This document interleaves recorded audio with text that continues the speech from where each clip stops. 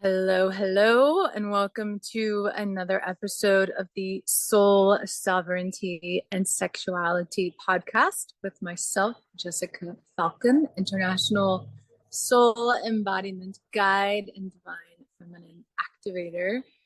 Excited to talk today about your ecstatic life force energy. What life force energy is, why it is essential to soul embodiment, how to activate it, because our life force energy is basically what a lot of traditions refer to as our Kundalini energy.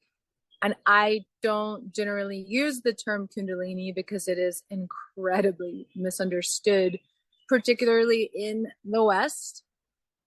And it conjures up notions of sexual postures or forcing something to rise, and is often associated purely with sex, as in the quote act of sex, versus it being something that belongs fully to you, that is your natural essence, that is your capacity to be fully alive and present, that is your gateway to embodying your divinity. And so life force energy, what is that?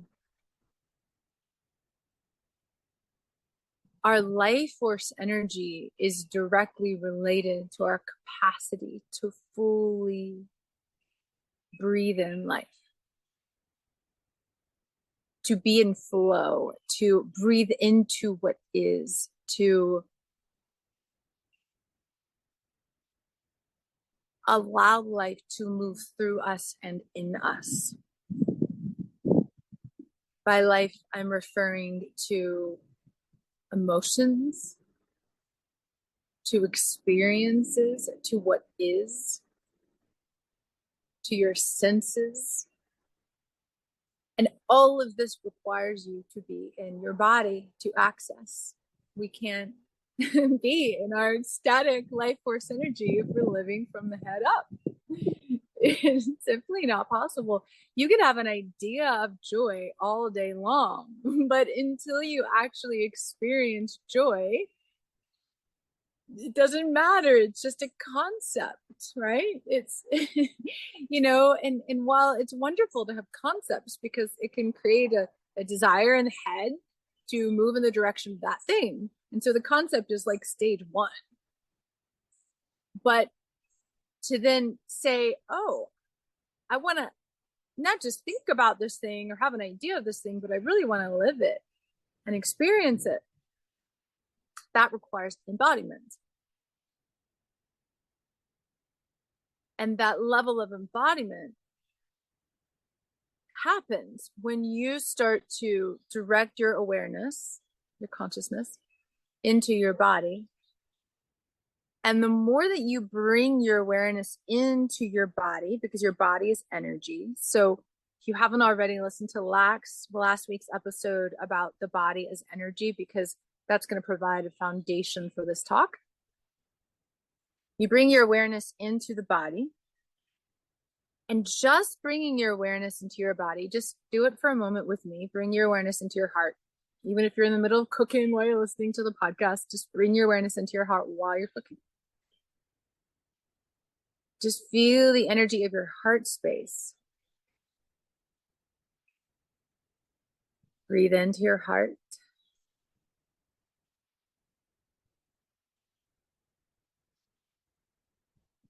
And just this begins to open your heart, begins to open your heart chakra, begins to allow the energy within to move. So you can stay in your heart space if you like for the rest of this conversation.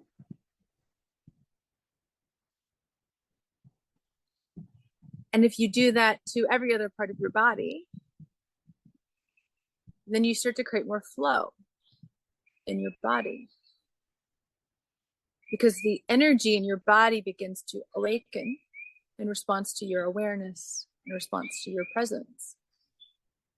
And the more you do this, the more you put your awareness into your body, then the energy there between the contours of your skin begins to vibrate, begins to activate, begins to move. Okay, and so then the older, maybe stagnant energy has an opportunity to become unstuck. That stagnant energy could be an old suppressed trauma. It could be an old suppressed emotion. It could be an experience that you haven't fully breathed into. So it comes to your awareness.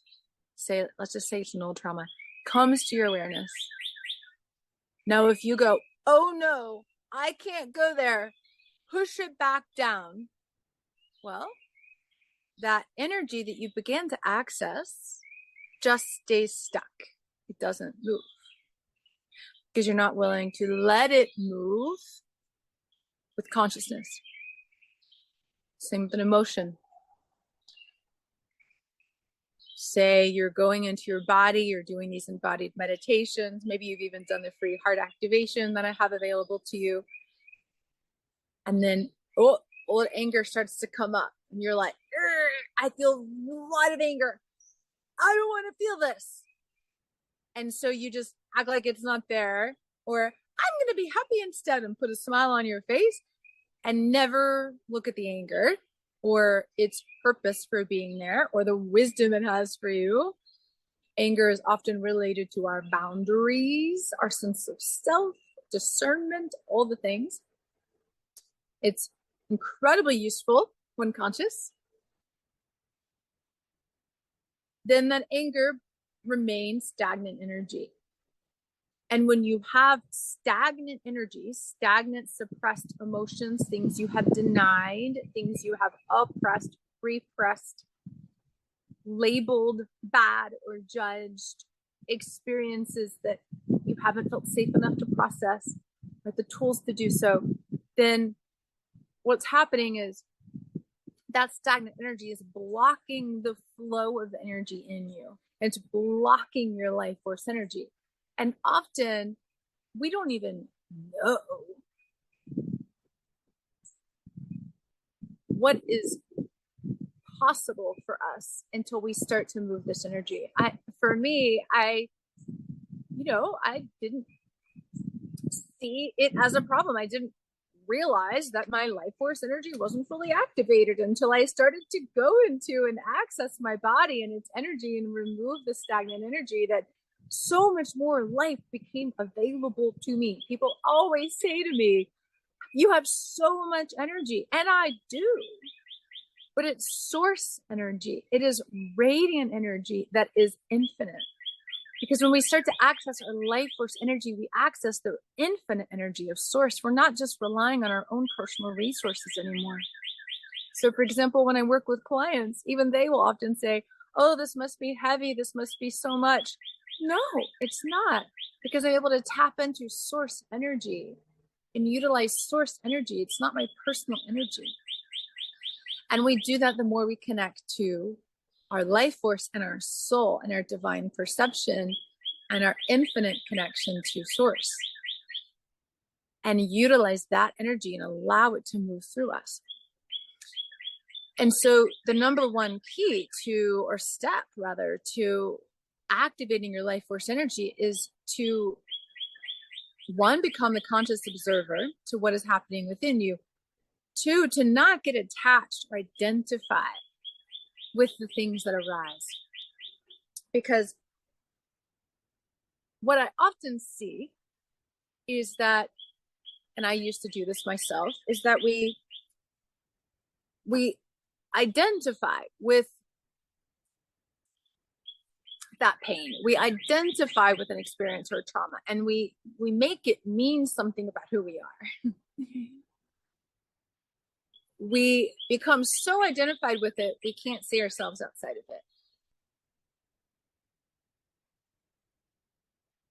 it. And the work, quote, work, is to release the ways you have identified with anything external. To release the ways you've identified with that thing being who you are, or part of your identity, part of what makes you this or that. and just let it be pure energy. And you can do this only when you have connected to that soul, true self, the part of you that is beyond all that. And then you become able to be a neutral observer of the energy moving through you, to allow it to move, to receive its wisdom and its lessons, because it happened for a reason, so that you begin to create more flow in the body, so that you can actually be more present in the moment and not bring the energy of the past that's stored in your cells into the present. Or use an altered perception of the past that you're still identifying with and project that onto someone you're with now. And we move that energy through the consciousness, through the thought work, through the emotional work, and through the energetic work. That's why everything I do is multi-layered, because if you just try to change the thought, just the emotion, just the energy, it doesn't sustain itself. For example, I've noticed in my clients, particularly when we work one-on-one, that if, sure, I could do a ton of energy work and release a lot of energy really, really quickly and create massive shifts in your energy body in moments.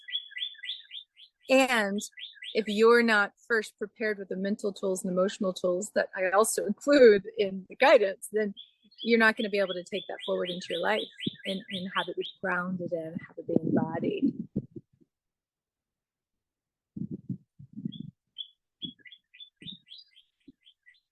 And so as you wake up this life force inside of you, you're not actually creating something new. You are releasing what has stopped its natural flow. We all have access to infinite source energy. Our life force energy generally begins in our lower chakras because it is life.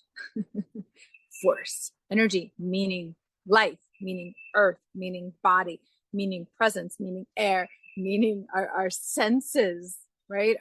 Our ability to take in our breath and feel the sun on our skin and the touch and smells and senses and taste, and all of that is part of our capacity to be fully here, fully alive, fully present.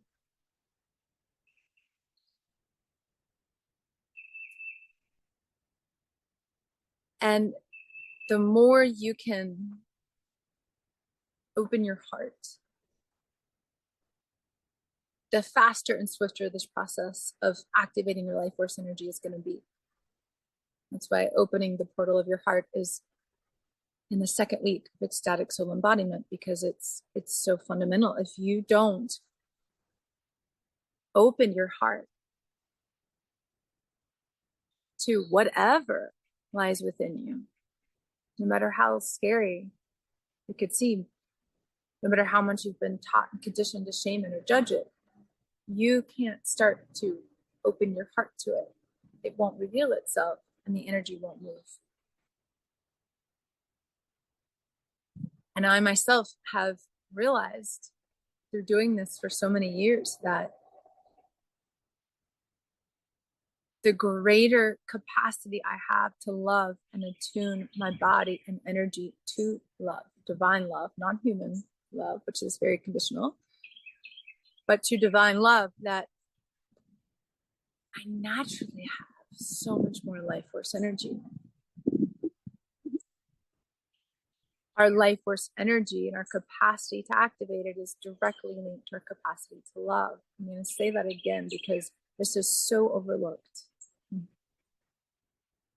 Your capacity to open your heart and to love, to expand into these higher states of consciousness of love and abundance and joy, to love what is, to breathe life into everything, the greater your life force energy activates and expands as well, because everything is welcome.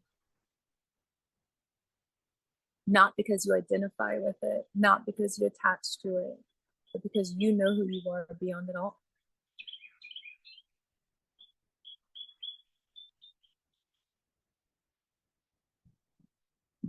And so I'll leave you with the encouragement to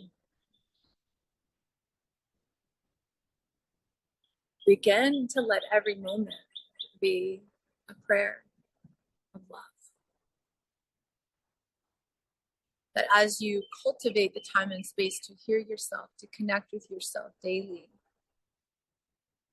and you begin to connect to the energy between the contours of your skin, the energy of your chakras, the energy of your heart, the energy of your belly, womb, and you place your energy inside and start to awaken the energy that resides within and let it move. That you open your heart to everything that arises into your consciousness as the observer with so much curiosity. And that you cultivate these higher frequencies. And that could simply be through your heart and attuning to the frequency of love, which I recommend the heart activation for, which is a free gift to you.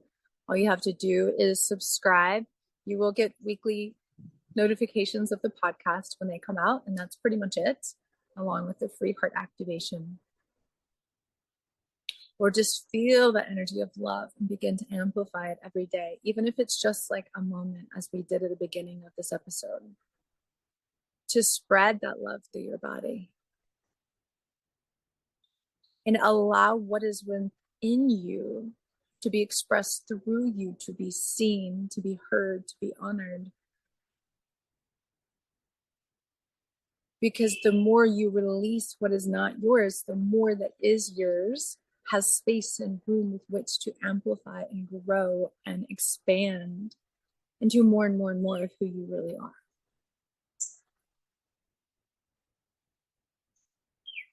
So enjoy this exploration. We'll continue to take it deeper and deeper in other episodes, but enjoy this exploration of your energy. Knowing you are not limited to it, and yet it is such a gift. Such a gift. Sending you so much love, and I'll see you next week.